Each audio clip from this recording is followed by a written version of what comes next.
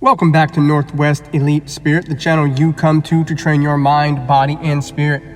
I'm Coach Brian. If you haven't hit that subscribe button yet, do that now and make sure to ring that notification bell to stay up to date on all of my newest releases.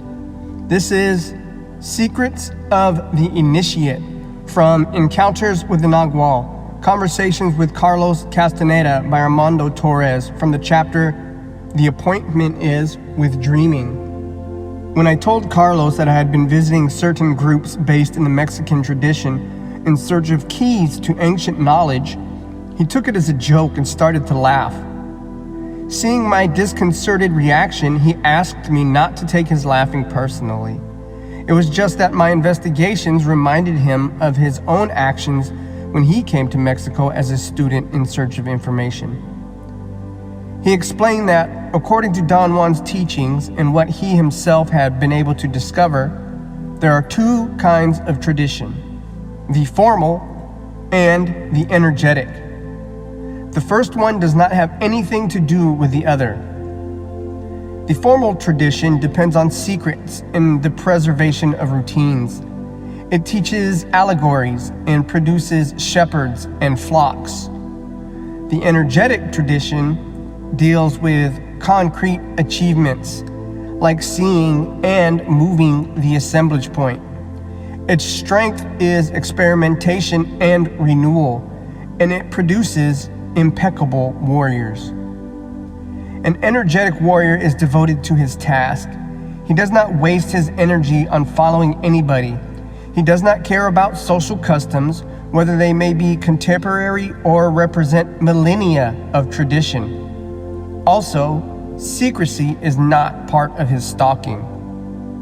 I replied that, in my opinion, believing that an ancestral knowledge exists in various traditions on Earth is justified by the fact that techniques of manipulation of awareness cannot be imparted by means of books, but only from mouth to ear.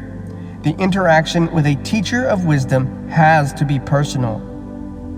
Carlos commented, "You read that somewhere, right?" We both laughed. He told me that truly useful knowledge is very simple and can be expressed in very few words. Carlos explained it is not necessary to make so much noise about it, and it does not matter how it is transmitted. If it is done orally, well, great, but any other means will serve equally well. The important thing is to convince oneself that there is no time for foolishness, because death is at our heels.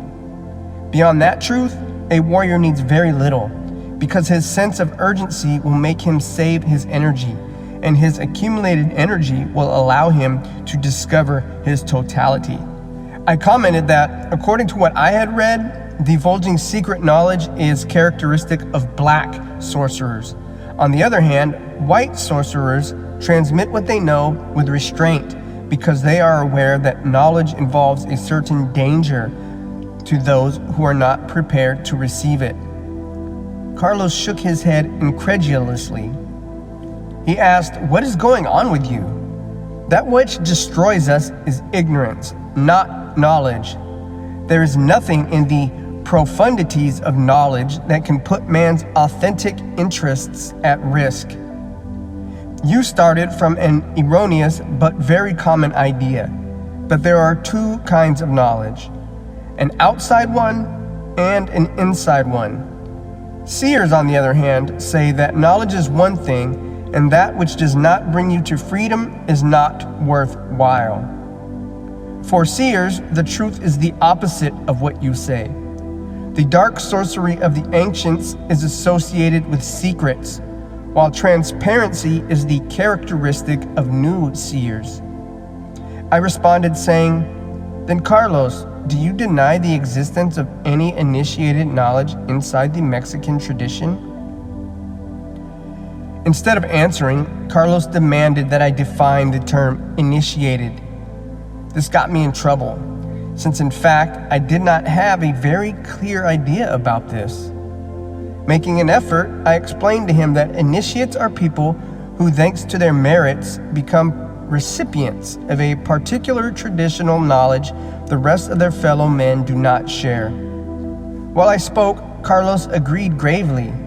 When I finished, he commented saying, "That definition is a portrait of the importance you grant yourself." He maintained that classifying human beings for what they know is a mere arrangement of the collective inventory of the masses. Something like making distinctions among a line of ants because some are slightly darker than others. Carlos explained, "The ironic thing is that we human beings are in fact divided into two groups. Those who dissipate their energy and those who conserve it.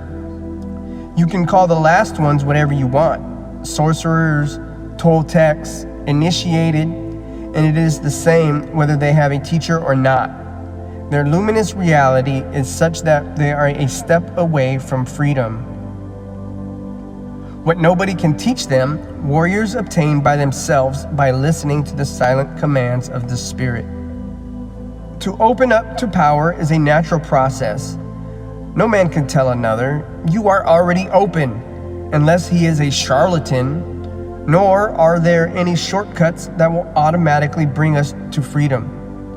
Secrets of initiation are symbols of the arrogance of the old seers. They are keys without a door. They will get you nowhere. You can spend your life pursuing them, and when you finally obtain them, you will discover you have nothing. You believe that what differentiates knowledge is the way it is transmitted, whether by books or by oral tradition. It has not occurred to you that both methods are the same because both belong to our everyday agreements. What could be important about the way you receive information? That which matters is that you become convinced to act.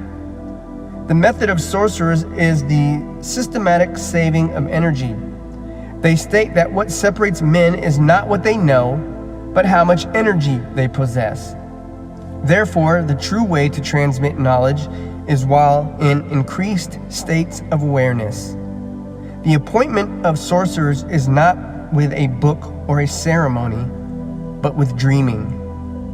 When a warrior learns how to capture experience through his dreams, it does not matter under which label the teachings are presented, since a seer's perception is pure and he can corroborate knowledge with his seeing.